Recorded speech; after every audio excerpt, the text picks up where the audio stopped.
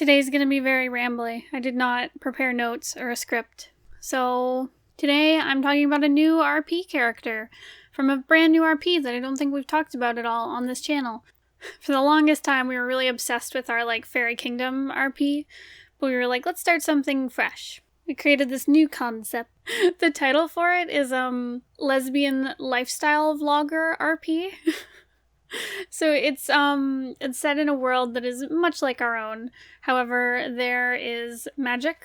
So yeah, let me set the stage of this world. So there's magic. The way it's used is you do rituals. And if you do the ritual correctly, you are blessed by the gods. The gods are called the All. So if you do the ritual properly, you are blessed by the good gods. I think they're called the Blessed Ones. I think that was the name we decided on. And if you do the ritual incorrectly, then you are cursed by the Cursed Ones. So lots of people will do little rituals here and there to kind of you can make yourself look really nice for the day if you do a small blessing. And the smaller the ritual, the less effect and cost there is. And if you do a really big ritual, then you get a lot more blessed or a lot more cursed. So there are witches who specialize in this stuff, and they range in specialty, I guess. Some witches will just stick to doing really small blessings, and some of them own Etsy shops, and they'll sell their little ritual items for blessings. Or we have one character who will maybe show up eventually who does I forget what it was, bakecraft, that's it, where she will do small blessings in cakes and desserts and stuff. So okay, the effects of these things. So there are witches, but everyday people can also do these rituals. You just have to basically follow the instructions, and usually the magic takes over. So with blessings, it's usually just you might get good luck, or things go really well for you. You might look really nice, whatever it is. The blessings vary. You might have if you're getting married and you do a marriage ritual, then you'll have a long happy marriage, or your sense of love for each other will increase or something like that. But with curses, if you are cursed, you get put into this curse state, and everyone has one, and everyone's is different. But it basically just changes you. So for example, one of the characters who is not shown here in this video, when she's cursed, she turns into a spider creature. And another girl, she turns invisible, and no one can hear her when she's really cursed. So it varies, and there's varying degrees of cursed depending on how powerful the ritual was. And so there's a percentage of how cursed you get. So if you do a small ritual and get 10% cursed, then maybe you start acting like a spider. Or maybe you get a couple more eyes or something like that. But if you do a really big ritual, you turn more and more into a spider. With cursed people, if you get to there's a certain point where it's really hard to get uncursed. So if you get I guess under 80% cursed, it's still reversible. The higher the percentage, the harder it is to get turned back to normal, because you basically have to attempt the ritual again and hope you get the blessing and the curse will go away. But if it's a ritual that got you 80% cursed, if you fail it again, you get another 80% cursed. And if you hit 90 to 100%, you're probably dead. There's no going back. It's irreversible. Because when you're 100% cursed, you kind of lose all your humanity. So Bones and I were talking about examples of this in the universe of this RP, and there was someone who got turned into a block of ice, and there was no going back because they couldn't perform a ritual because they were a block of ice, so they basically died. There was someone who got turned into a tiger, and again lost their humanity and now lives in a tiger sanctuary. 100% curse, real bad. So I think that covers all of it, at least as it pertains to this character. So I guess I will now talk about Angie. Angie is a sweetheart. She's Bones' character. When she was in middle school, she stole a ritual artifact from her grandmother, and it turned out to be a very powerful artifact. Anyway, she wanted to use it to get a boy to ask her out to a dance. So she did the ritual, and it turned her into her cursed self. So now she is a cow girl, Anyways, and so the only way for her to break this curse is to go to the most important dance of her life. And so in middle school, she thought that was like the homecoming dance. And of course, the boy did not want to go out with her because he is a bad person, I guess. And in middle school, and middle school is real hard. So she gets turned into her cursed self. She's like 80% cursed, or like way up there. I can't remember the percentage, but she's really, really cursed. It would be very dangerous for her to like attempt the ritual again. So she didn't go to the dance in middle school. She's been bullied ever since, because there's a lot of stigma against, like, cursed people in this world. It's very much like, if you're cursed this bad, like, you did something to deserve it, like, you're really stupid for trying a big ritual. There's also this, like, superstitious aspect where they think, like, your cursed self says something about, like, who you are as a person, but in reality, it's kind of random. Or it might, like, just pass down through families. Like, you might all have similar cursed selves. So a lot of people assume that she is a gross cow. So she has a lot of trauma around her curse. You know, for a long time she kept trying to go to dances, like her prom, or, like, weddings and stuff, and, like, you know, none of it worked. None of it broke her curse. So she's kind of, like, resigned herself to always being cursed. She deals with a lot of stigma and a lot of trauma around it. But she's a total sassy sweetie. I guess I should begin, like, what kicks off her part in the RP. Well, so the main characters of the RP, who will probably be talked about in another video, Ronnie and Maura. They are the lesbian lifestyle vloggers. They're cute. Anyways, they try a crazy ritual that gets them super cursed, and they have a big fight, and they're wives, by the way, they're married, and they try this big ritual, they get cursed, they don't break up, but, like, Maura leaves, because, like, it's too intense, and she goes to stay with Angie, who is her friend from high school. So Maura is the invisible girl, so she goes to stay with Angie while things cool off with her and her wife. She basically becomes Angie's roommate for a little bit, while she deals with the trauma of being cursed, because she's, like, got a really high percentage of being cursed, just like Angie. They kind of bond over that, because, like, they were always friends, but they weren't super close friends. And part of it probably was, like, the stigma against Angie for being cursed. But because they're both cursed now, they kind of, like, you know, Maura realizes how much privilege she had as a non-cursed person, and then she's like, oh my god, it's so hard being cursed. There's, like, all these things that get in your way, and people who are mean to you and stuff. And Angie's like, I know, right? So they become really close. Angie helps Maura deal with, like, adjusting to her curse, and, like, Angie's like, you know, there's a chance that, like, you might not ever get uncursed, but, like, that's okay. And, like, Angie's also having trouble with that, because she wants it to be, like, okay if she's cursed forever, because she's kind of resigned herself to it, but she's also still, like, hopeful, and she really hates her curse because of all the trauma around it. So she's always battling with, like, I hate being cursed, but I also have to be, like, cool with being cursed, and being cursed isn't bad, but I feel like it's bad, and she's always battling with that. So Angie then, before Maura comes over, she just finished, like, a really bad breakup with a guy. She's had, like, a lot of, she's like sworn off of dating, because a lot of guys, the way she describes it is, like, guys are either, like, just trying to prove how, like, nice they are by dating a cursed girl, or they're, like, weirdly into my curse, and I don't like either. And she's like, I just want a guy who, like, genuinely likes me for me, and, like, doesn't care about the curse. So anyways, so she just broke up with a guy who she thought was, like, just liked her for her, and then they sleep together, and he's like, I just can't do this anymore. I can't deal with your curse. And so she's, like, heartbroken, because she thought this guy was, like, serious, and he leaves. And so luckily Maura comes over, and they can, like, bond and stuff, and she has someone there for her.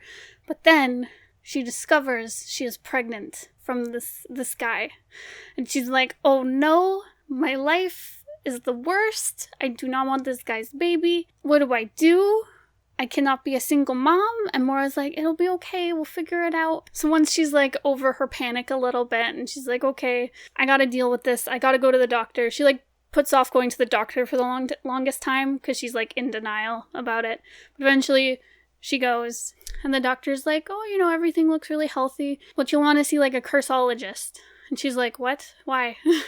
He's like, well, there's a chance your baby will be born cursed. So, like, you can go see this special doctor who will who can maybe uncurse your baby. So Angie is very upset. She's like, I don't want my baby to live this cursed life like me. Yeah, so she's like panicking. She really doesn't want to go to this thing, but she has to. And she keeps trying to contact the dad, but he won't get back to her. So she's like, everything's horrible. And that's when she runs into Steve. So Steve is my character. He is a friend of Maura and Ronnie's. So him and Angie bump into each other, not realizing they have mutual friends. But basically she's in the grocery store picking up dinner, and these teenagers come up and start harassing her about her curse. Steve comes up and he's like, yo, go away, get out of her face, or I'm gonna go call a manager or something. And so he scares these kids off, and he's like, are you okay? Checking up on her. He's like, I can't stand it when people do that. I always try to stand up for people. And she's just shocked that someone has finally helped her. Because most people will just walk away, mind their own business, or join in. So she's like, what? A nice person? So yeah, so Steve and her, they kind of flirt a little bit. He also when they first meet, they're in the grocery store, and he's trying to make small talk with her, because he's at first I don't want to be this white knight dude who's jumped to your rescue. I just want to make sure you're okay. You don't owe me anything. And she's like, no, it's fine. She's just in shock. And so he tries to make small talk, and he's like, oh, you like chocolate, huh? And she's like, yeah. And he's like, cool, I came here to pick up a lasagna. And he's holding a beef lasagna, and she's like, oh, I'm vegan, for obvious reasons. And he's like, oh, okay, I'm gonna go get a vegetarian lasagna. And she's like, it's fine, you can eat what you want, it doesn't matter to me. And he's like, no, now I feel weird. So he goes and gets a vegetarian dish. And so they're really cute. They leave, they say goodbye. And when Angie goes home to Maura, she talks about him, and Maura's like, wait, I know Steve. He's a friend of mine. I was actually planning on setting you two up. And Angie's like, what? Excuse me? So Maura, for the longest time, she wanted to get Steve and Angie together, because Steve, he is a trans boy, and Angie's always complaining about how she doesn't like dating non-cursed people because they don't get what it's like to be cursed. But she also doesn't really like dating other cursed people, because it turns into this therapy session, or a mopey session. So she's not super into that. But Maura, learning about cursed stuff, she's like, it sounds a lot like what my trans friends have talked about. So maybe you and Steve could get along, because he's woke, he's cool, he stands up for people, and maybe you two would get along. So, and Angie's she's nervous because she swore off of dating, and she's like, guys are evil, but also I want to date someone, and Steve was really cute, so maybe we'll talk again. So they set up another date. They go on an awkward first date to a cafe, and Steve is they're asking what do you do, and where did you go to school and stuff, classic first date things. Steve reveals that he's in school, and he's studying to become, what was it? He's studying animals and evolutionary science, and she's like, oh no, he's a weirdo who's into animals, and he's like, what? No, I just wanted to go into science. Anyways, so they hit it off on their date, despite some awkwardness, and they keep seeing each other, they start texting after their first date. During this time, Maura goes back to her wife Ronnie to work things out and try and figure out how to fix their curse. So Angie's on her own again, and she's like, I really need to go to this cursology appointment, and I don't want to call Maura to come with me because she's just patching things up with her wife, and I don't want to ruin that. So I need someone to go with me. And Steve's like, I'll go with you. And she's like, this is weird, we just started dating. And he's like, right, how about in exchange you help me go to a scary doctor appointment as well? And she's like, okay. So they go to, he has to get blood drawn, and he's a big baby about getting his blood drawn, and he's really nervous. So she's there to hold his hand while he passes out from the needles and stuff. And then after that, they go to the cursologist together.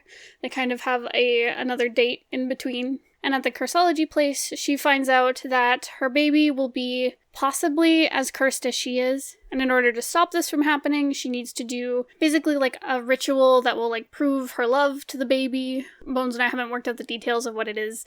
But she basically has to do this ritual, and if it's successful, her baby will be born without a curse. But if it isn't successful, she'll take the blowback and she'll get cursed more. So the cursologist, who's like this witch guy, who's also a doctor, he's like, yeah, I wouldn't recommend doing this because you seem to have like a high level of curse. I wouldn't want it to affect you more if it didn't go well. But the choice is yours.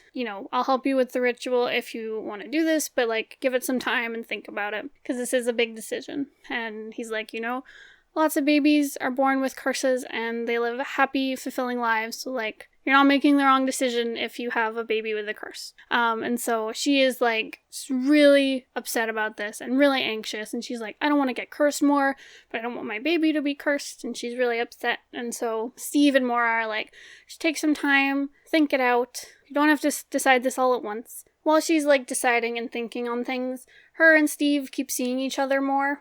And they finally have a date where like he comes over to her place and they're like smooching and stuff. They start asking like all the questions they have because he's never dated a curse person and she's never dated a trans person. Yeah, so they have all their problematic questions. They also just talk about like their boundaries in the relationship. Like Angie's like, don't pull on my tail. Yes, I feel it. Yes, it's real. It's attached to my spine. He's like, oh, I wouldn't have tugged on your tail, but that's fine. And she's like convinced that he doesn't actually think she's cute because I think she's had a lot of like bad dates and stuff where guys just lie to her. He's like, no, I legitimately think you're cute and I really like you. She's like, I really like you too. He stays over. They eat breakfast in the morning and are super cute. And Maura's like, my ship is canon. I did it, guys. And that's where we have left off with them.